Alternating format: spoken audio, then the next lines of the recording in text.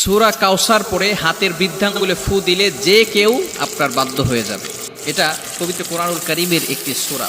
পবিত্র কোরআনুল কারীমের ভিতরে ছোট্ট একটি সূরা হচ্ছে সূরাতুল কাউসার। অনেক সময় আমাদের স্বামী আমাদের কথা শোনে না। অনেক সময় কিছু মায়েরা, কিছু বোনেরা আমাদেরকে ফোন দিয়ে থাকেন, হুজুর আমার স্বামী পরকীয়ায় লিপ্ত হয়েছে, আমার স্বামী বিভিন্ন মেয়েদের সাথে কথা বলে থাকে। অনেক সময় প্রবাসী ভাইরা আছেন, তারা বলেন আমার স্ত্রী আমার কথা শোনে না, আমার স্ত্রী আমার টাকা নিয়ে ফুর্তি করে অন্যদের ছেলেদের সাথে কথা বলে, কিন্তু সে আমার কোনো কথা শোনে না। এই বিভিন্নভাবে যদি তারা অন্যভাবে চলে যায়, তাহলে স্ত্রীকে বাধ্য করার জন্য অথবা স্বামীকে বাধ্য করার জন্য এই চমৎকার একটি আমল যদি আপনি করতে পারেন, আমি আপনাদেরকে জানিয়ে দিব এই নিয়মটা কিভাবে করবেন। আবার অনেক সময় সন্তান কথা শোনে না, অফিসের বস শুধু আপনার উপর অত্যাচার করে, জুলুম করে, নির্যাতন করে, যার কারণে আপনি কঠিন বিপদের ভিতরে পড়ে আছেন। যদি আপনি এই আমলটা করতে পারেন, অবশ্যই আল্লাহ তাআলার পক্ষ থেকে সুন্দর একটা ফলাফল আসবে। 21 দিন এই আমলটা করবেন। আমলটি করবেন কিভাবে আমি আপনাদেরকে ভালো করে বলে দিচ্ছি। প্রথমে আপনি অজু করবেন, পবিত্র অবস্থায় থাকবেন, অবশ্যই পবিত্র থাকতে হবে। এরপরে আপনি ফজরের নামাজের পরে অবশ্যই ফজরের নামাজ পড়বেন, কারণ ফজরের ভিতরে বরকত রয়েছে। ফজরের নামাজ পড়ে আপনি পবিত্র হয়ে ওই নামাজের স্থানেই যদি আপনি পড়তে পারেন আলহামদুলিল্লাহ ভালো। আর যদি সেখান থেকে উঠে অন্য কোনো কাজ করেন, তারপরে অজু অবস্থায় যদি সেখানে বসেন কোনো সমস্যা নাই, পড়তে পারবেন। আপনি প্রথমে অজু করবেন, অজু অবস্থায় সেখানে বসবেন, বসার পরে একবার সূরা ফাতিহা পড়বেন, এরপরে 4 কুল পড়বেন, কুল ইয়া আইয়ুহাল কাফিরুন, কুল হুয়াল্লাহু আহাদ, কুল আউযু বিরাব্বিল ফালাক, কুল আউযু বিরাব্বিন নাস। এটা পড়ে আপনার বুকে ফু দিবেন এবং পুরো শরীরকে মাসাজ করে দিবেন, আপনার শরীর বন্ধ হয়ে যাবে। এরপরে আপনি 3 বার দুরূদ শরীফ পড়বেন। আমরা নামাজের ভিতরে যে দুরূদ শরীফ পড়ি, এই দুরূদ শরীফ 3 বার পড়তে হবে।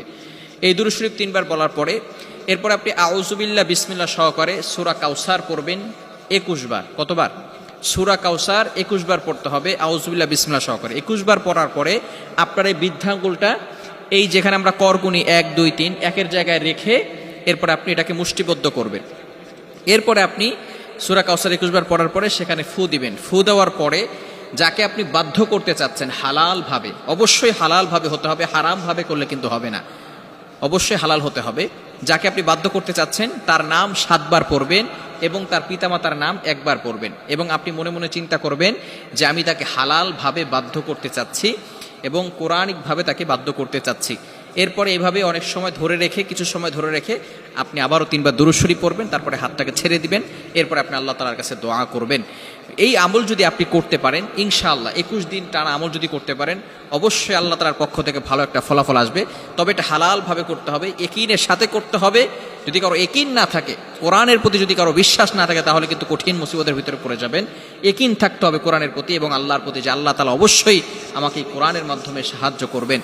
এবং হালাল পন্থা থাকতে হবে, হারাম কোনো কাজ করা যাবে না। বিশেষ করে ইয়াং পিপল যারা আছে, এটা শোনার পরে তারা একেবারে খুশিতে আত্মহারা হয়ে যাবে যে আমি আমার গার্লফ্রেন্ডকে এবার বিয়ে করার জন্য অথবা গার্লফ্রেন্ডকে পটানোর জন্য আমি পুরা ভালো একটা আমল পেয়ে গেছি। খবরদার, এটা করা যাবে না।